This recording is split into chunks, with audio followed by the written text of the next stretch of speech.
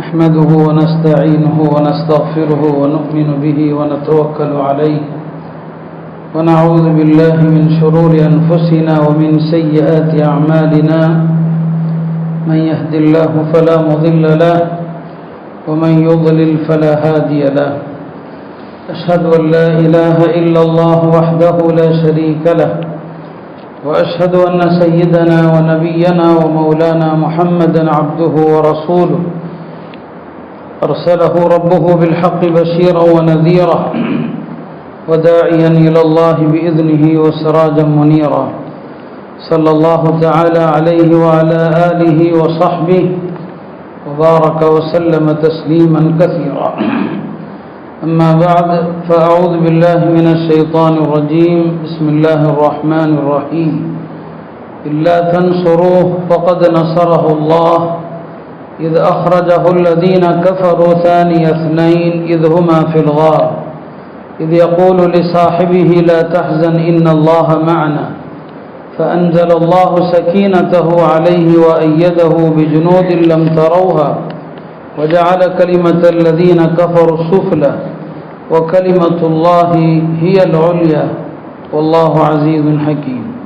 وقال النبي صلى الله عليه وسلم ألا أخبركم بالمؤمن قالوا بلى يا رسول الله قال المؤمن من أمنه الناس على أنفسهم وأموالهم والمجاهد من جاهد نفسه في طاعة الله والمهاجر من هجر الخطايا والذنوب أو كما قال صلى الله عليه وسلم. கண்ணியத்திற்குரிய அல்லாஹ் நல்லடியார்களே, புதிய ஹிஜ்ரி ஆண்டினுடைய துவக்கத்திலே நாம் இருக்கிறோம். ஹிஜ்ரி 1448 ஆண்டு துவங்கி இருக்கிறது. நமக்கெல்லாம் தெரியும், இந்த இஸ்லாமிய ஆண்டு ஹிஜ்ரத்தை அடிப்படையாக கொண்டு துவங்கப்பட்டது ஹஜ்ரத் உமர் ரலியல்லாஹு அன்ஹு அவர்களுடைய ஆட்சி காலத்தில். ஆண்டுகளை எதிலிருந்து நாம் துவங்குவது என்பது ஒவ்வொரு சமூகத்திலும் இருக்கிறது. ஹஜ்ரத் உமர் ரலியல்லாஹு அன்ஹுடைய காலத்தில் ஆலோசனை செய்து பல்வேறு கருத்துக்களை எல்லாம் கேட்ட பிறகு நபி ஸல்லல்லாஹு அலைஹி வஸல்லம் அவர்கள் ஹிஜ்ரத் செய்ததை அடிப்படையாக வைத்து ஹிஜ்ரத்திலிருந்து முதலாம் ஆண்டு, ஹிஜ்ரத்திலிருந்து 2ஆம் ஆண்டு என்று இஸ்லாமிய ஆண்டு கணக்கு முடிவு செய்யப்படுகிறது. இங்கே ஒரு கேள்வி வர வேண்டும். ஹிஜ்ரத்திலிருந்து ஆண்டு கணக்கை இப்ப நபி ஸல்லல்லாஹு அலைஹி வஸல்லம் அவர்கள் ஹிஜ்ரத் செய்து 1448 ஆண்டுகள் ஆகியிருக்கிறது. ஒரு கேள்வி வரலாம், ஹிஜ்ரத் எந்த மாதம் நடந்தது? ரபியுல் அவ்வலில் நடந்தது. நபி ஸல்லல்லாஹு அலைஹி வஸல்லம் அவங்க ரபியுல் அவ்வல்ல புறப்பட்டாங்க, மதீனா முனவ்வரா ரபியுல் அவ்வல்ல வந்து சேர்ந்தாங்க. அப்படியானால் இஸ்லாமிய ஆண்டினுடைய முதல் மாதமாக ரபியுல் அவ்வல் தானே இருக்க வேண்டும். ஹிஜ்ரத்தை அடிப்படையாக வைத்துத்தான் ஆண்டு கணக்கு என்று சொன்னால் அந்த ஹிஜ்ரி ஆண்டினுடைய துவக்க மாதம் ரபியுல் அவ்வல் தானே வந்திருக்க வேண்டும். அதையும் முஹர்ரமாக ஆக்குனாங்க என்ற ஒரு கேள்வி நமக்கு வர வேண்டும். உலமாக்கள் அதற்கும் பதில் சொன்னாங்க. ஏன் துவக்க மாதமாக முஹர்ரம், சஃபர், அதுக்கப்புறம் 3வது மாதம் தான் ரபியுல் அவ்வல் வைக்கப்படுகிறது. துவக்கமாக ஏன் முஹர்ரம் வைத்தார்கள்? உலமாக்கள் அதற்கு பலவிதமாக பதிலும் விளக்கமும் சொல்லுவாங்க. அது என்ன? இந்த இஸ்லாமிய ஆண்டினுடைய தில்ஹிஜ்ஜா மாதம் இருக்கிறது, கடந்த மாதம், அது ஹஜ்ஜினுடைய மாதம். ஹாஜிகள் எல்லாம் ஹஜ்ஜை முடித்து திரும்புகிற மாதம். அதில் 2 விஷயங்கள் இருக்கிறது. ஒன்று, ஹஜ் என்பது அதுவும் ஒரு ஹிஜ்ரத்து தான். ஏன் அப்படின்னா வேற எந்த வணக்கத்தையும் செய்வதற்கு எதையும் விட வேண்டிய தேவையில்லை. தொழுவதற்கோ நோன்பு வைப்பதற்கோ எதையும் விட வேண்டிய அவசியம் இல்லை. ஆனால் ஹஜ் ஒன்று மட்டும்தான் ஒரு மனிதன் தன்னுடைய இருக்கிற இடத்தை விட்டு விட்டுட்டு போகணும். அதில் ஹிஜ்ரத் இருக்கு. ஹிஜ்ரத்னா விடுறதுன்னு அர்த்தம். இப்போ ஹஜ்ஜினா எல்லாருமே ஒன்றை விட வேண்டும். மக்கால இருப்பவர் கூட, ஒருத்தர் கேட்கலாம், மக்கால இருக்கிறவரும் அவரும் அரஃபா போகணும். அரஃபா மக்கால இருந்து கிட்டத்தட்ட ஒரு 18 கிலோமீட்டர் தொலைவில் இருக்குது. மக்காலே வீட்டோட குடும்பத்தோட வசிக்கிறவராக இருந்தாலும் அவரும் ஹஜ்ஜி செய்யணும்னா வீட்டை விடணும், வெளியே போகணும். அவர் அரஃபா செல்லணும், மினா போகணும், முஸ்தலிஃபா செல்லணும். இதெல்லாம் மக்கா விட்டு வெளியில தான் இருக்குது. அப்ப ஹஜ் என்பதுல ஒரு ஹிஜ்ரத் இருக்குது. இது முதலாவது விஷயம். இரண்டாவது என்ன? ஒருவர் ஹஜ்ஜை முடித்து திரும்புகிற போது பாவங்கள் அனைத்தும் மன்னிக்கப்பட்டு ஒரு குழந்தையாக திரும்புகிறார். அப்போ துல்ஹஜ் மாதம் இப்போ ஹாஜிகள் எல்லாம் அடுத்த வாரத்துக்குள் எல்லாம் வந்துருவாங்க. துல்ஹஜ் மாதம் முடிகிற போது ஹஜ்ஜும் முடிந்து எல்லா மக்களும் பாவங்கள் மன்னிக்கப்பட்டவர்களாக இருக்கிறான். அந்த பாவங்கள் மன்னிக்கப்பட்டு அடுத்த ஆண்டு முஹர்ரம் இருக்கிறது. அவர் இனி வாழ்க்கையை புதிதாக துவங்கட்டும், இனி பாவம் இல்லாத வாழ்க்கையை துவங்கட்டும், இனி அவருடைய ஏட்டில் எந்த பாவமும் இடம் பெறாமல் பார்த்து கொள்ளட்டும். இந்த அர்த்தத்தில் கூட உலமாக்கள் முஹர்ரம் மாசத்தை முதலாவதாக வச்சுக்கிட்டாங்க. அல்லாம இப்னு ஹஜர் என்ற அறிஞர் சொல்லுவாங்க, முஹர்ரம் தலை மாதமாக வைக்கப்பட்டதற்கு காரணம் ஹிஜ்ரத் ரபியுல் அவ்வல் நடந்தாலும் நபி ஸல்லல்லாஹு அலைஹி வஸல்லம் அவர்கள் ஹிஜ்ரத் செய்ய வேண்டும் என்று முடிவெடுத்தது முஹர்ரம்ல தான் முடிவெடுத்தாங்க. ஹிஜ்ரத்தை முடிவெடுத்தது எப்போ முடிவெடுத்தாங்க? முஹர்ரம்ல. முஹர்ரம் மாதத்துல தான் இன்ஷா அல்லாஹ் ஹிஜ்ரத் பண்ணிடணும்.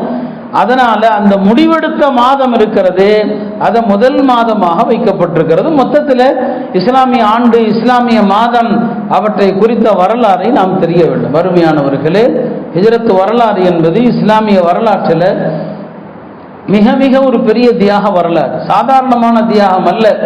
இன்றைக்கு நாம் சின்ன சின்ன கஷ்டங்கள், நெருக்கடிகள், அதையெல்லாம் பெரிய சோதனையாக நாம் எண்ணுகிறோம். ஆனால் மக்காவில் முஸ்லிம்கள் சந்தித்த அந்த சோதனைகள், அதனால் அவர்கள் ஹிஜ்ரத் செய்த வரலாறு இருக்கிறது, சாதாரணமானதல்ல. மக்கால முஸ்லிம்கள் வாழ முடியல. ஒரு கட்டத்தில் அபிசீனியா போறாங்க, இன்றைய எத்தியோப்பியா போறாங்க. அதுல ஆண்கள் பெண்கள் போறாங்க, ஒரு குடும்பமே போச்சு. ஜஹஷ் அப்படின்னு மக்கால நபி ஸல்லல்லாஹு அலைஹி வஸல்லம் உறவினர் தான்.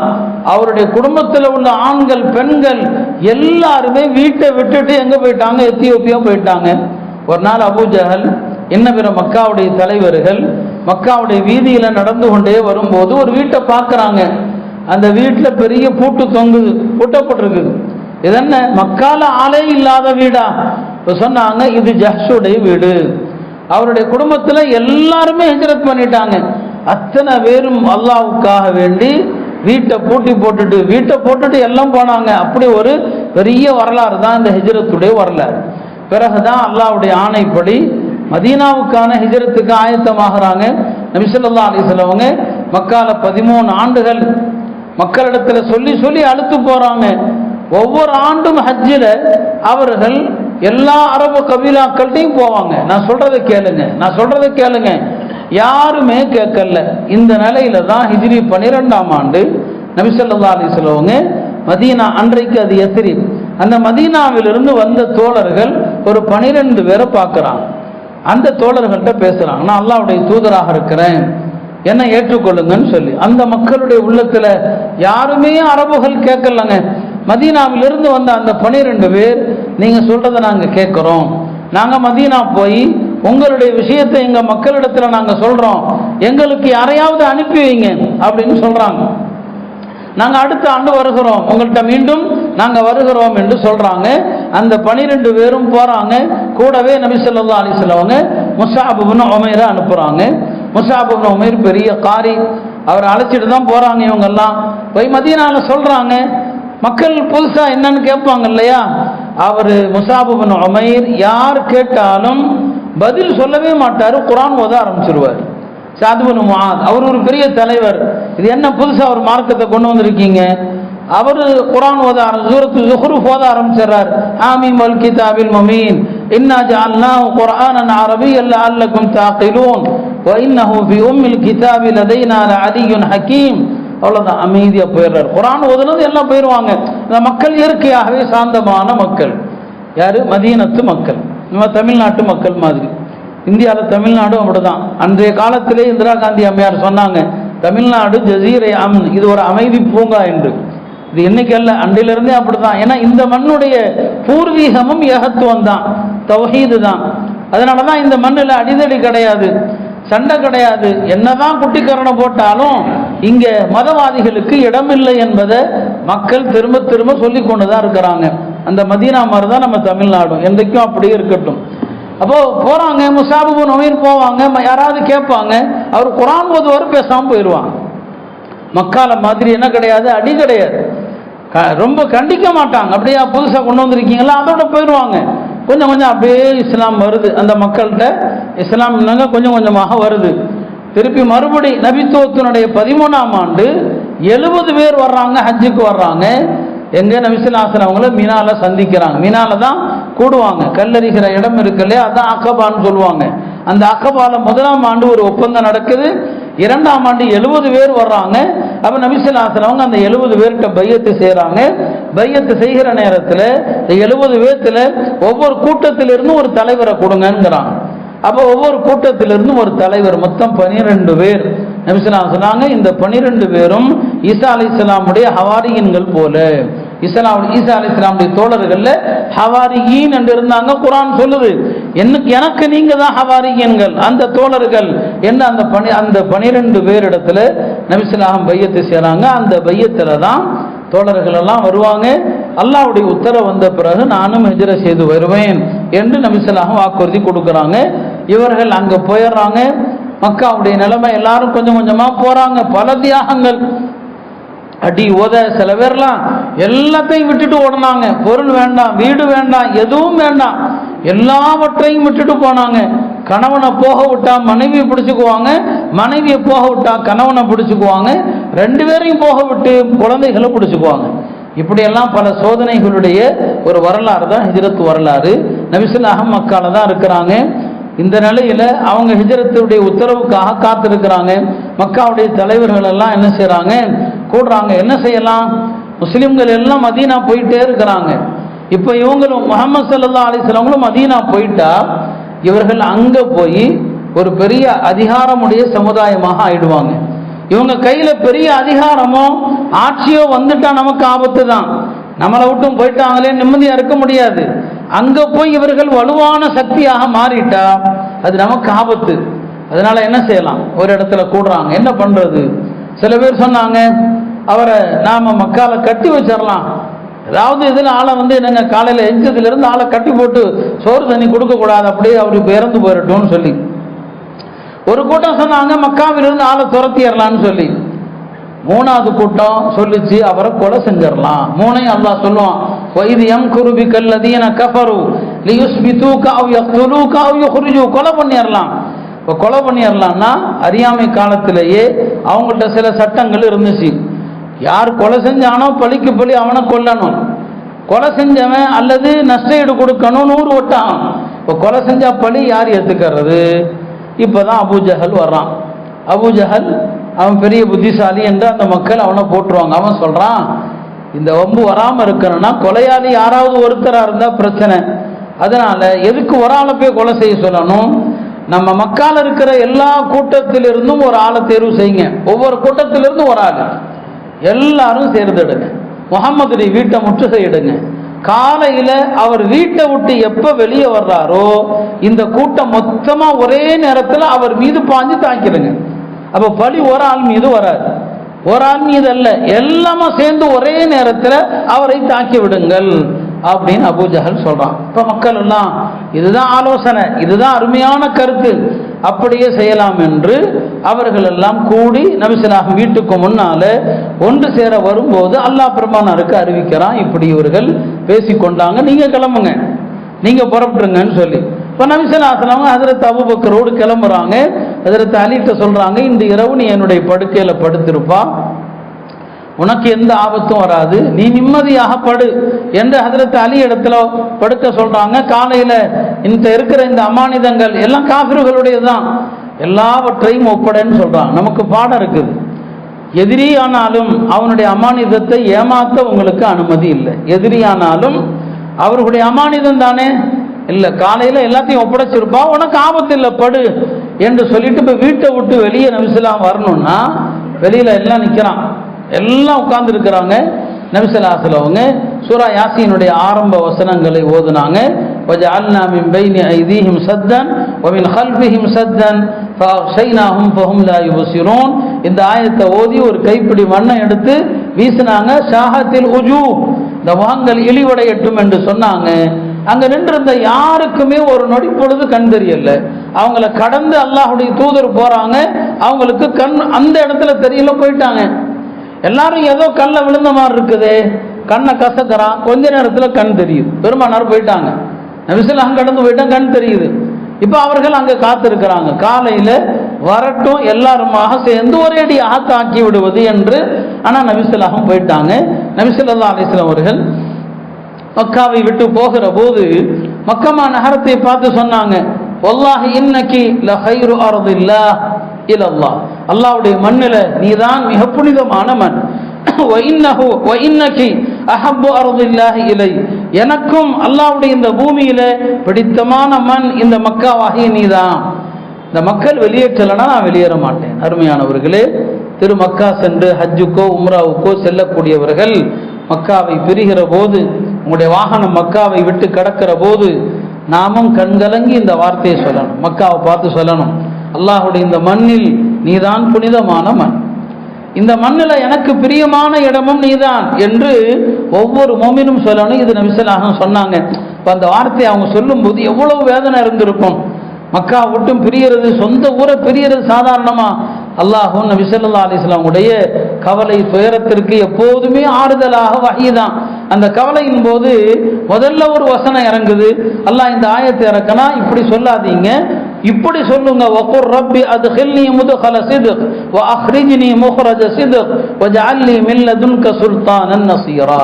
இது ஹிஜ்ரத்தின் போது இறங்கு. நபியே நீங்க சொல்லுங்க, நான் எங்கு சென்றாலும் கண்ணியத்தோடு செல்ல வேண்டும், எங்கிருந்து வெளியேறினாலும் கண்ணியத்தோடு வெளியேற வேண்டும், எனக்கு அதிகாரத்தை கொடு என்று துவா செய்யுங்கன்னு சொன்னான். பாருங்க, அந்த நேரத்தில் இறங்கின இந்த அற்புதமான வசனம் நான் முன்னாலே சொல்லி இருக்கிறேன். இந்த துவாவை நீங்க எந்த இடத்துலையும் ஓதலாங்க, எங்கனாலும் ஓதலாம். அதனாலதான் உலமாக்கள் சொல்றாங்க, எங்க போனாலும் இந்த ஆயத்தை ஓதுங்க. வீட்டை விட்டு வெளியே போகும்போதும் இந்த ஆயத்தை ஓதலாம். யாரெல்லாம் நான் வெளியே போறேன் கண்ணியமாக ஆக்கு, உள்ள வர்றேன் கண்ணியமாக ஆக்கு. நீங்கள் இந்த வசனத்தை எந்த இடத்தில் ஓதினாலும் பொருந்தும். ஒரு விழாவுக்கு போறீங்க இல்லையா, எங்க போனாலும் வகுர் ரப்பி அத்கில்னி முத்கல சித்க் வ அக்ரிஜ்னி முக்ரஜ சித்க். ரெண்டாவது விஷயம், அப்பதான் முதலாக நபி ஸல்லல்லாஹு அலைஹி வஸல்லம் உங்களுக்கு அல்லாஹ் இப்படி ஒரு துவாவை கற்றுக் கொடுக்குறான், யா அல்லாஹ் எனக்கு அதிகாரத்தை கொடு. இதுல என்ன செய்தி இருக்குது? அதிகாரம் இல்லாம உலகத்துல எதையுமே சாதிக்க முடியாது. வெறும் தக்வாவை கொண்டு, வெறும் பேணுதலை கொண்டு, வெறும் தொழுகையை கொண்டு, வணக்கத்தை கொண்டு இந்த முஸ்லிம்கள் எதையா சாதிக்க முடியுமா? இல்ல, அதிகாரம் வேண்டும். மக்கால இருந்த வரைக்கும் அந்த அதிகாரம் இல்லை. அல்லாஹ் முதல்ல நபி ஸல்லல்லாஹு அலைஹி வஸல்லம் சொல்லி கொடுக்குறான், நபியே என்கிட்ட அதிகாரத்தை கேளுங்க, மதீனா சென்றதும் அந்த அதிகாரம் உங்களுக்கு வரப்போகிறது என்று அல்லாஹ் நபி ஸல்லல்லாஹு அலைஹி வஸல்லம் அவர்களுக்கு போதிக்கிறான். அதிகாரத்தை கேளுங்க. அப்ப இந்த துவாவோடு தான் நபி ஸல்லல்லாஹு அலைஹி வஸல்லம் அவர்கள் கிளம்புறாங்க. உடன் அபூபக்கரும் கிளம்புறாங்க. மக்காவை விட்டு ஒரு தூரம் வந்துருவாங்க. மக்கா விட்டு தள்ளி ஜுஹ்ஃபாங்கிற இடத்துக்கு வருவாங்க. அந்த இடம் வந்த பிறகுதான் மக்காவை திரும்பி பார்ப்பாங்க. மறுபடியும் அவங்களுக்கு அந்த ஏக்கம், மக்காவுக்கு எப்படியாவது போயிட மாட்டோமான்னு சொல்லி. அப்பதான் இன்னொரு ஆயத்து இறங்கும், இன்னல்லதி ஃபரத அலைக்கல் குர்ஆன் லராதுக இலா மஆத். நீங்கள் கவலைப்பட வேண்டாம், இந்த குர்ஆனை உங்களுக்கு அருளியவன் இந்த மக்காவுக்கு உங்களை திரும்ப வர செய்வான் என்ற வசனம் இறங்கு. அவங்க அந்த ஏக்கத்துக்கு அல்லாஹ் பதில் சொல்றான். இவன் நபி ஸல்லல்லாஹு அலைஹி வஸல்லம் கிளம்பிட்டாங்க அபூபக்கரோடு.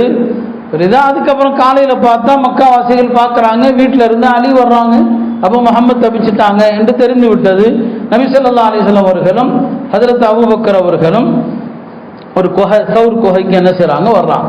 அபூபக்கர் தானுடைய இந்த பயணத்தில் கூட இருந்தாங்க பாருங்க. ஹஜ்ரத் உமர் அடிக்கடி சொல்லுவாங்க, அபூபக்கருடைய அந்த ஒரு நாள் ஹிஜ்ரத்தின் போது பெருமானாரோடு அவர் இருந்தார் இல்லையா, அந்த ஒரு நாளுக்கு நிகராக இந்த உமர் ஆயுள் முழுவதும் இந்த தீனுக்காக பாடுபட்டாலும் அதற்கு நிகராகாதுன்னு சொல்லுவாங்க. அபூபக்கர் தானுடைய அந்த ஒரு நாள். அபூபக்கர் தானு நபி ஸல்லல்லாஹு அலைஹி வஸல்லம் அவங்களுக்கு திடீர்னு முன்னால போறாங்க, திடீர்னு பின்னால வர்றாங்க. என்ன அபூபக்கர், ஏன் இப்படி திடீர்னு எனக்கு முன்னால வர்றீங்க, திடீர்னு முன்னால பின்னால வர்றீங்க, நீங்க அப்படிலாம் இருக்க மாட்டீங்களேன்னு சொல்லி. அபூபக்கர் சொன்னாங்க, யா ரசூலல்லாஹ், உங்களுக்கு எந்த புறத்திலிருந்து ஆபத்து வரும்னு தெரியல. எதிரிகள் உங்களுக்கு பின்னால் இருந்து தாக்க வந்தா முதல்ல தாக்குறதா இருந்தா என்ன தாக்கட்டும். எதிரிகள் உங்களுக்கு முன்னால் இருந்து கவனிச்சுட்டு இருக்கிறாங்கன்னு சொன்னா முன்னால் இருந்து அடிக்கிறதா இருந்தா முதல்ல என்ன அடிக்கட்டும். மொத்தத்தில் உங்களுக்கு என்ன சோதனை வந்தாலும் அது முதல்ல எனக்கு வரட்டும், என் கண் முன்னால நீங்க தாக்கப்படக்கூடாது. அவருடைய பிரியத்தை நபி ஸல்லல்லாஹு அலைஹி வஸல்லம் மீதான அந்த அன்பை பாருங்க. சௌர் குகைக்கு வர்றாங்க. நபி ஸல்லல்லாஹு அலைஹி வஸல்லம் முதல்ல கால் வைக்க போறாங்க. அபூபக்கர் தடுத்துறாங்க, வேண்டாம் நீங்க போகாதீங்க, நான் தான் முதல்ல உள்ள போகணும்.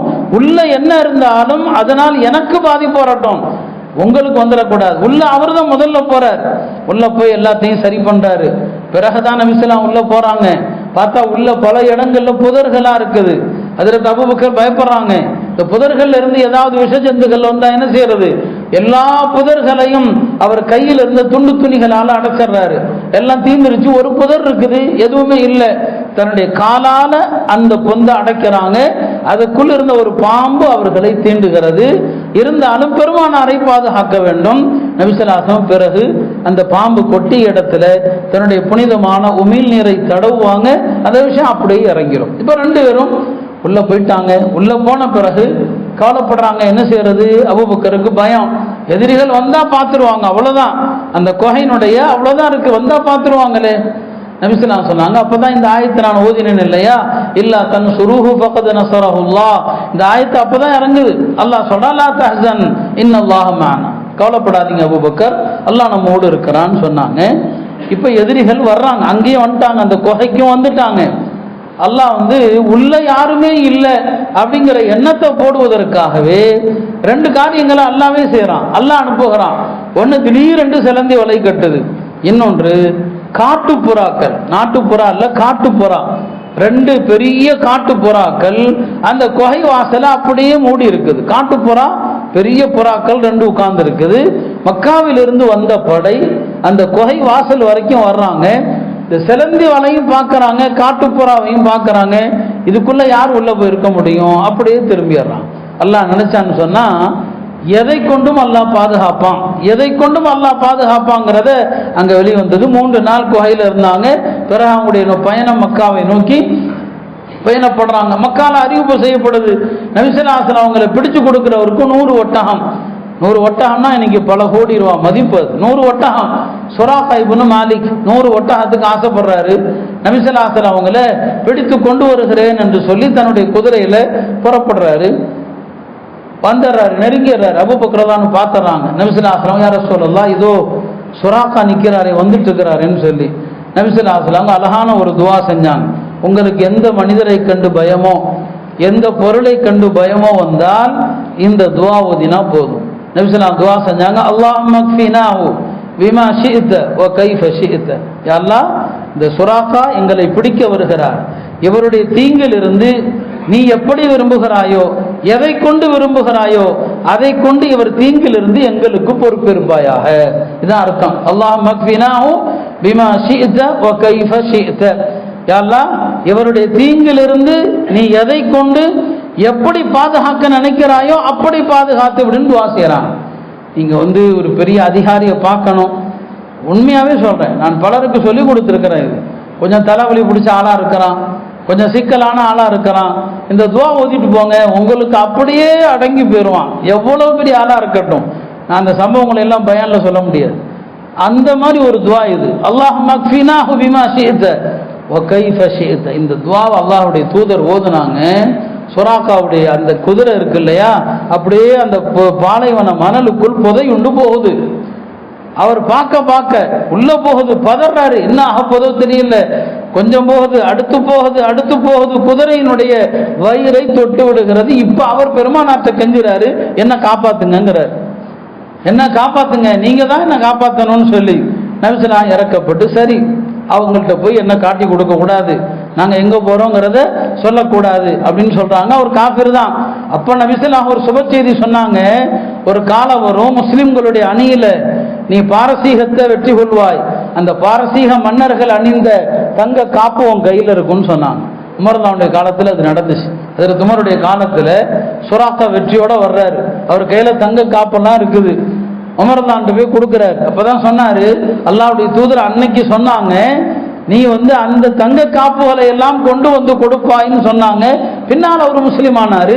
அதுக்கப்புறம் அவர் மக்கா வர்றாரு. மக்காவாசிகள்லாம் கேட்கறாங்க, சொல்லிட்டாரு, அவங்க எங்கேயுமே இல்லைங்க, நான் எல்லா இடத்தையும் தேடி வந்துட்டேன், நீங்க பின்னால தேடிலாம் போகாதீங்க, வேஸ்ட், யாரும் போயிடாதீங்க, அல்லாஹ் எப்படி பாதுகாக்கிறான் பாருங்க, எங்கேயும் போகாதீங்க, நான் எல்லா இடத்துலையும் தேடிட்டு அவங்க எங்கேயுமே இல்லைன்ட்டு.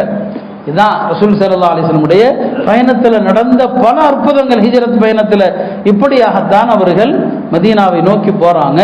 அங்க மதீனால அல்லாஹ்வுடைய தூதர் வர்றாங்க. அந்த மக்கள் அவ்வளவு ஆர்வத்தில், அவ்வளவு ஆசையில் நபியை எதிர்பார்க்குறாங்க மதீனத்து மக்கள். ஏன்னா அந்த மக்களுக்கு தெரியும் ஒரு நபி வருவாங்கன்னு சொல்லி. நபிஸலாஹ் மதீனா போறதுக்கு முன்னால இந்த மதீனா வாசிகள் தினசரி காலையிலும் மாலையிலும் மதீனாவுடைய ஹர்ரா, மதீனால 3 ஹர்ரா இருந்துச்சு. ஹர்ரான்னு சொன்னா மதீனாவுடைய கருங்கற்கள் நிறைந்த பகுதி. அந்த வெளியிலிருந்து வர்றவங்க அது வழியாகத்தான் உள்ள வருவாங்க. இந்த மதீனாவுடைய ஹர்ராவிற்கு தினசரி வர்றாங்க. நபிஸலாஹ் இன்னைக்கு வந்துட மாட்டாங்களா, நபிஸலாஹ் இன்னைக்கு வந்துட மாட்டாங்களான்னு சொல்லி இப்படி ஆர்வத்தோடு அவங்க பார்த்துட்டு போவாங்க. கடைசியில் பெருமானாரும் அபூபக்கரும் வர்றத முதல்ல யார் பார்க்கிறாருன்னா ஒரு யூதர் தான் பார்க்கிறார். அவருடைய தோட்டத்திலிருந்து பார்க்கிறாரு. நபி ஸல்லல்லாஹு அலைஹி வஸல்லம் வந்து கொண்டிருக்கிறாங்க அப்படிங்கிற தகவலை மதீனாவுக்கு சொல்லி அனுப்புறது யாருன்னா யூதர் தான். இதெல்லாம் அல்லாஹ்வுடைய ஏற்பாட்டை பாருங்க. மதீனாவுக்கு சொல்லி அனுப்புறது யாரு? ஒரு யூதர் தான் சொல்லி அனுப்புறாரு. ஏதோ தினசரி வந்துட்டு இருந்தீங்க இல்லையா, ஏதோ அந்த நபி வந்துட்டாங்க அப்படின்னு சொல்லி ஆண்கள் பெண்கள் மக்கள் எல்லாரும் வந்துருவாங்க. நபிஸலாஹ் முதல்ல குபா பகுதிக்கு தான் வருவாங்க. நமக்கு தெரியும், அப்பதான் அந்த அழகான கவிதையை படித்து தான் வரவேற்பாங்க. தலா அல் பத்ரு அலைனா மின் சனியாத்தில் வதாஇ வஜப ஷுக்ரு அலைனா மா தஆ லில்லாஹி தாஇங்கற சுமார் அழகான அந்த கவிதையை பெருமானார் அந்த மக்கள் என்ன செய்வாங்க, படிப்பாங்க. நபி ஸல்லல்லாஹு அலைஹி வஸல்லம் அவர்கள் குபால அந்த ஹிஜ்ரத் செஞ்சு வரும்போது, இப்போ குபா பள்ளி இருக்கு இல்லையா, அங்கே தான் நபிஸலாஹ் முதல்ல வந்து தங்குவாங்க. குபா பள்ளியில் அந்த மஸ்ஜிதை குபாவும் முதல்ல கட்டுவாங்க. இஸ்லாத்தில் கட்டப்பட்ட முதல் பள்ளி அங்கே தான் அந்த பள்ளியை கட்டுவாங்க. அங்கிருந்து புறப்பட்டு அது ஒரு கூட்டம், அங்கே வசித்த கூட்டம் பனு அம்ர் இப்னு அவுஃப் என்ற கூட்டம். அங்கிருந்து கொஞ்சம் அப்படியே தள்ளி வருவாங்க பனு சாலிம் கூட்டம். இந்த பனு சாலிம் கூட்டத்தார் பகுதிக்கு வரும்போது ஜும்மா நாள், ஜும்மா வந்துடும். அந்த மக்கள் எல்லாம் இங்கே தொழுவுங்களேன், ஜும்மா கடமை ஆயிடுச்சு. அங்கே தான் முதல் ஜும்மா தொழுவாங்க.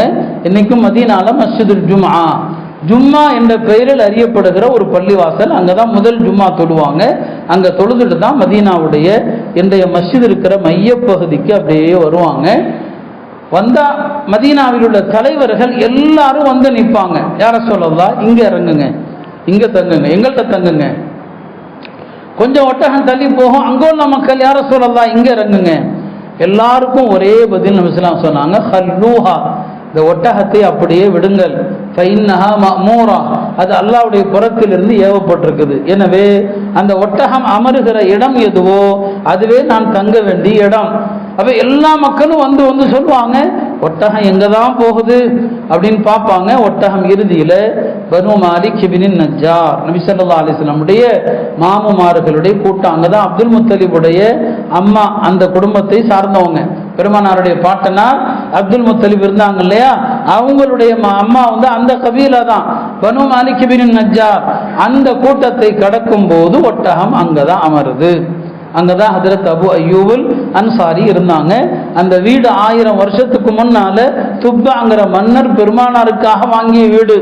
அப்ப அபு அய்யூபுல் அன்சாரி வீட்டுக்குள்ளதான் நபி ஸல்லல்லாஹு போறாங்க. அவர் சொல்றாரு, இந்த வீட்டுக்கு சின்ன மாடிங்க இருக்குது, நீங்க மேல இருங்க, நான் கீழே இருக்கிறேன். நபி ஸல்லல்லாஹு சொல்றாங்க, இல்லப்பா, கீழே நான் இருந்தாதான் மக்கள் என்ன பார்க்க வருவாங்க, அதான் எனக்கு நல்லது. இல்லை யார சொல்லதா, பிரச்சனை அது இல்லை, நீங்க கீழே இருந்து நான் மேல இருக்கக்கூடாது, உங்களுக்கு மேல நான் இருக்கக்கூடாது, நான் எப்படி உங்களுக்கு மேல இருக்கிறது, இது அவர் வைத்திருந்த மரியாதை.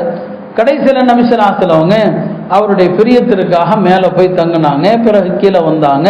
பிறகு மஸ்ஜித் கட்டினாங்க. நபி ஸல்லல்லாஹு அலைஹி வஸல்லம் இன்றைய மஸ்ஜித் நபவின்னு சொல்றோம் இல்லையா, அந்த அழகான பள்ளிவாசல் கட்டப்பட்டது. அதற்கு பின்னுள்ள வரலாறுகள் நிறைய இருக்குது. இந்த பள்ளி கட்டும்போது நடந்த நிறைய நிகழ்வுகள் இருக்கிறது. அதையெல்லாம் விரிவாக சொல்வதற்கான நேரம் இல்லை. அருமையானவர்களே, நாம் நம்முடைய வரலாறை தெரியணும், நம்முடைய பிள்ளைகளுக்கு சொல்லிக் கொடுக்கணும். அதனால தான் இந்த பயான் செஞ்சோம்.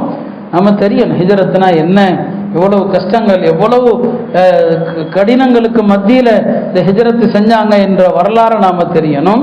ஹிஜ்ரத் என்பது அன்றைக்கு நடந்த ஒரு பெரிய ஒரு தியாக வரலாறு. அது இப்ப ஹிஜ்ரத் என்பது என்ன, நாம் இந்த புத்தாண்டை அடைந்திருக்கிறோம். நபி ஸல்லல்லாஹு அலைஹி வஸல்லம் சொன்னாங்க, நான் ஆரம்பத்தில் வாசித்த ஹதீஸில் அதைத்தான் சொன்னாங்க. ஒரு முறை நபி ஸல்லல்லாஹு அலைஹி வஸல்லம் தோழர்களோடு உட்கார்ந்து இருக்கிறாங்க. அப்படி உட்கார்ந்து இருக்கும்போது கேட்டாங்க, நான் உங்களுக்கு மோமின் என்று, மோமின்னா யாருன்னு சொல்லட்டுமான்னு கேட்டான். மோமின்னா யாரு, நம்மள்கிட்ட கேட்டா ஈமான் கொண்டவர்னு சொல்லுவோம், சொல்லட்டுமான்னு கேட்டாங்க. சொல்லுங்க யார சொல்லலாம். அப்ப நபி ஸல்லல்லாஹு அலைஹி வஸல்லம் அவங்க ஒவ்வொன்றுக்கும் விளக்கம் கொடுத்தாங்க. மோமின் யாருன்னு சொன்னா, மக்களுக்கு எந்த மனிதனால் அவர்களுடைய உடலுக்கோ அவர்களுடைய பொருளுக்கோ தொல்லை கிடையாதோ அவர் தான் மோமின். உங்களால யாருடைய உடலுக்கும் யாருடைய பொருளுக்கும் தொல்லை. அப்ப அடுத்தவங்களுடைய பொருள்ல மோசடி செய்யக்கூடாது. இப்படியே சொல்லிட்டு வரும்போது கடைசியில சொன்னாங்க, ஒரு முஹாஜிர், உண்மையான ஹிஜ்ரத் செய்த மனிதர். ஹிஜ்ரத் செய்த மனிதர் யாருன்னு சொன்னா, மன் ஹஜரல் ஹதாயா வஸ்ஸுனூப், யார் பாவங்களை விட்டு விலகி இருக்கிறாரோ அவர் முஹாஜிர். பாவத்தை விட்டு விலகுங்க. ஹிஜ்ரத்னா விடுறதுன்னு அர்த்தம். நாட்டை விடுவது, செல்வத்தை விடுவது, இதெல்லாம் ஹிஜ்ரத்துன்னு சொன்னா பாவத்தை விடுவதுதான் உண்மையான ஹிஜ்ரத்துன்னு சொன்னான். அருமையானவர்களே, இன்றைய காலத்துல பாவங்களை விட்டு விலகி இருக்கிறவன் பெரிய வலி என்று சொல்லலாம். ஏன்னா இன்றைக்கு பாவங்கள் அவ்வளவு சர்வ சாதாரணமாகிவிட்டது. கண்ணால் பார்க்கிற பார்வை பாவம், காதால் கேட்கிற பாவம், ரெண்டும் அவ்வளவு மிகைத்து விட்டது. பெருமானார் ஸல்லல்லாஹு அலைஹி வஸல்லம் அவங்க ஒவ்வொரு வீட்டிலேயும் பாடகியும் இசைக்கருவியும் வருவார்கள் அப்படின்னு சொன்னான். ஒரு காலம் வரும், எல்லா வீட்லையும் பாடகி இருப்பாங்க, எல்லா வீட்லையும் இசை பெட்டி இருக்குன்னு சொன்னாங்க. அந்த நேரத்தில் அறிஞர் பெருமக்கள் எல்லாம், அது என்ன எல்லா வீட்லையும் பாட்டு பிடிக்கிற பொம்பளையா, அது எப்படின்னு ஆச்சரியப்பட்டான். அதுக்கு பல பல விளக்கம் சொன்னான். இன்னைக்கு நம்ம கையில் இருக்கிற இந்த போன், ஆண்ட்ராய்டு போன் இருக்கிறது, இது வீட்டுக்கு வீடு பாட்டு இசை பெட்டி தான். நினைச்ச நேரம் நினைச்ச பாட்டு, பழைய பாட்டோ புதிய பாட்டோ, எல்லா இசையும் பல பல வகையான மியூசிக்குகள் இதுல நம்ம கேட்கிறோம். அப்ப இந்த பாவத்தை விட்டு இன்னைக்கு எல்லாரும் இந்த முசீபத்துல பாதிக்கப்படுறோம். எல்லார் கையிலையும் வச்சிருக்கிறோம். பள்ளிவாசல் வரைக்கும் வந்துருச்சு இல்லையா? பள்ளிவாசல்ல கூட தொழுகைக்கு வரும்போது கூட இந்த போனை ஆஃப் பண்ணணுங்கிற சிந்தனை வரமாட்டிருக்குது. எத்தனை தடவை சொன்னாலும் அலட்சியம், அவ்வளவு அலட்சியம் என்னன்னு நமக்கு புரியல. பாக்கெட்ல இருக்குது, கனமா ஒரு பொருள் இருக்குது, போனு தான் இருக்குதுன்னு தெரியுது. ஆனாலும் எல்லா பள்ளிகளிலும் போன் அடிக்க தான் செய்யுது, எல்லா வக்திலையும் அடிக்க தான் செய்கிறது. இப்போ இந்த பாவத்திலிருந்து விலகாம நம்முடைய தொழுகை எப்படி இந்த மோட்டை தாண்டி அல்லாட்ட போகும்? எனவே அருமையானவர்களே, இந்த ஹிஜ்ரத் என்றால் பாவங்களை விடுவது தான் இன்னைக்கு ஹிஜ்ரத்து. நாம எந்த நாட்டையும் விட தேவையில்லை, எந்த வீட்டையும் விட வேண்டாம். அல்லாஹ்வுக்கு எதிரான விஷயங்கள், பாவங்களை கைவிட்டால் போதும். எல்லாம் அல்ல அல்லாஹ் ஹிஜ்ரத்தினுடைய பாடங்களை அறிந்து அல்லாஹ்வுக்காக எல்லா பாவங்களையும் விட்டு தௌபா செய்கிற நசீபை தந்தருவானாக. புத்தாண்டை நல்ல மோமின்களாக நமக்கு வரவேற்க தௌஃபீக் செய்வானாக. இந்த ஆண்டை நமக்கும் எல்லா மோமின்களுக்கும் ஹைர் பரக்கத்து நிறைந்த ஆண்டாக ஆக்குவானாக. அருமையானவர்களே, இந்த முஹர்ரம் மாதம் அல்லாஹுடைய மாதம் என்ற ஹதீஸில் சொல்லப்பட்டிருக்கு. ஷஹருல்லாஹ், இந்த முஹர்ரம் இருக்கிறதே அல்லாஹுடைய மாதம் முஹர்ரம் சொன்னாங்க. மேலும் நபி ஸல்லல்லாஹு அலைஹி வஸல்லம் சொல்லுவாங்க, ரமதானுக்கு பிறகு நஃபிலான நோன்புகள் நோற்பதற்கு சிறந்த மாதம் முஹர்ரம் மாதம் தான் சிறந்ததுன்னு சொல்லுவாங்க. ரமதானுக்கு பிறகு நஃபில் நோன்புகள்ல சிறந்தது முஹர்ரம்னு சொன்னான். அந்த முஹர்ரம்ல ஆஷூராவுடைய நாள், முஹர்ரம் 10வது நாள், நிறைய வரலாற்றில் பல நிகழ்வுகள் நடந்த ஒரு நாள். அந்த நாள் இருக்கிறது, அதுல நபி ஸல்லல்லாஹு அலைஹி வஸல்லம் அவங்க நோன்பு வைப்பதை சுன்னத்தாக ஆக்கினாங்க. அவங்க வாழ்க்கையில ஒரே ஒரு நோன்பு தான் வச்சாங்க, 10வது அன்னைக்கு மட்டும் வச்சாங்க. கிட்டத்தட்ட ஹிஜ்ரி 2ஆம் ஆண்டிலிருந்து ஹிஜ்ரி 11 வரைக்கும் வருஷந்தோறும் நோன்பு வைப்பான், வருஷம் ஒரு நாள் வைப்பான். இறக்கிற ஆண்டுல சொன்னாங்க, அடுத்த ஆண்டு நான் ஹயாத்தாக இருந்தா 2 நோன்பு வைப்பேன்னு சொன்னாங்க. 9, 10 வைப்பேன் அப்படின்னு சொன்னாங்க. அந்த அடிப்படையில் உலமாக்கள் நாம தனியா ஒரு நோன்பு வைக்கிறத விட 9, 10 அல்லது 10, 11 ஆகிய 2 நாட்கள் நோன்பு நோற்பது சுன்னத்தாக இருக்கிறது. மாசம் 3 நோன்பு வைக்கிறவங்க 9, 10, 11 இப்படி வச்சுட்டீங்கன்னா அந்த மாசத்தினுடைய 3 நோன்பு ஐயாமுல் பீதுடைய நோன்பு இருக்கிறது, இந்த 3 நோன்புல அதுவும் வந்துடும். அதனால 3 நோன்பு தனியா அப்புறம் 13, 14, 15 வைக்க தேவையில்லை. 9, 10, 11 நம்முடைய பிறை கணக்குப்படி அடுத்த வாரம் ஜும்மா தான் நமக்கு ஆஷூராவுடைய நாள், முஹர்ரம் 10வது நாள். எனவே 2 நோன்பு வைக்கிறவங்க 9, 10 வைப்பது ரொம்ப சிறப்பு. தரத்துல ரொம்ப சிறந்தது 9, 10, தரத்துல அடுத்து குறைஞ்சதான் 10, 11. 3ஐயும் வச்சுட்டீங்க, மாசம் 3 நோன்பு வச்ச நன்மையும் கிடைச்சிரும். எனவே அடுத்த வெள்ளிக்கிழமை ஆஷூராவுடைய நாள் சஹாபா பெருமக்கள் எல்லாம் வீட்டில் எல்லாருமே நோன்பு வைப்பாங்க. புகாரில வருது, எல்லாரும் நாங்க நோன்பு வைப்போம். ருபையா சொல்றாங்க, வீட்டில் குழந்தைகளை கூட ஆஷூரா நோன்பு வைத்து பழக்குவோம். அப்ப இந்த நோன்பு அத்தனை பேரும் கடைபிடிக்க வேண்டிய ஒரு முஅக்கதாவான சுன்னத்தான நாளாக இருக்கிறது. எல்லாம் அல்லாஹ் ஆஷூராவுடைய இந்த நோன்பையும் நோற்று அதன் பலனையும் கிடைக்க செய்வானாக. ஹதீஸில் வருது, யார் ஆஷூரா நோன்பு வைப்பாரோ அவருடைய கடந்த ஆண்டினுடைய பாவங்களுக்கெல்லாம் அது பரிகாரம்னு சொன்னான். சில ஹதீஸுகள்ல தரங்களும் இருக்கிறது. சில ஹதீஸுகள் அவை ஆதாரத்தன்மை ரொம்ப கம்மியானது தான், பலவீனமான ஹதீஸுகள் என்று சொல்லுவாங்க. அதை ஏற்றுக்கொள்வதா இல்லையா என்பதில் அறிஞர்களிடையே ரெண்டு கருத்தும் இருக்குது. ஹதீஸுகளுடைய தரத்தையும் சொல்லி வரணும், அது உலமாக்களின் கடமை. அந்த மாதிரி ஹதீஸில் ஒரு கருத்து இப்படியும் வருது, ஆஷூரா தினத்தில் உறவினர்களுக்கு, சொந்த பந்தங்களுக்கு, குடும்பத்தாருக்கு விசாலமாக செலவு செய்தால் ஆண்டு முழுவதும் அல்லாஹ் அவருக்கு விசாலத்தை தருவான் என்றும் வருகிறது. எனவே இது போன்ற இடங்கள்ல இத்தகைய ஹதீஸுகளை எடுத்துக்கொள்ளலாம் என்று உலமாக்கள் ஒரு சாரார் சொல்வதனால அந்த ஆஷூராவுடைய தினத்துல நிறைய சதகாக்கள் செய்யுங்க, குடும்பத்தினர் எல்லோருக்கும் விசாலமாக செலவு செய்யுங்க. அல்லாஹ் இந்த ஆண்டு முழுவதையும் அருளும் நிறைவும் நிறைந்த ஆண்டாக ஆக்கிடுவான். வாஹிரு தஅவானா அல்ஹம்துலில்லாஹி ரப்பில் ஆலமீன்.